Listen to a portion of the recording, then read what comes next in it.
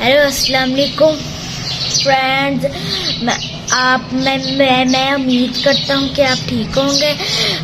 तो गाइस, आज मैं अपने ईद के शूज दिखाने जा रहा हूँ और आपने अगर अभी तक इस वीडियो को लाइक नहीं किया और जल्दी से कर दें।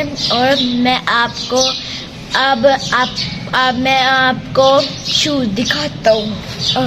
3 4 5 6 चलो नहीं 1 2 3 4 5 चलो पहले आप इसको खोलेंगे। ओह ये बहुत अच्छे लगेंगे। मैं आपको नेक्स्ट शूज दिखाता हूँ।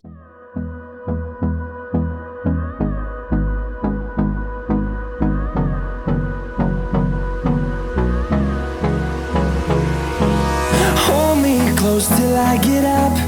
Time is barely on our side. I don't wanna waste what's left.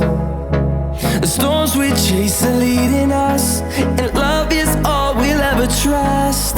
Yeah, no, I don't wanna waste what's left. And on we'll go.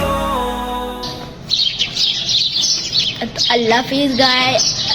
तो गाइस, आपको ये वीडियो पसंद आया हो तो इस वीडियो को लाइक करें, शेयर करें, कमेंट करें और ज़्यादा से ज़्यादा सब्सक्राइब करें। मैं जल्दी नेक्स्ट वीडियो में। Thanks for watching, bye.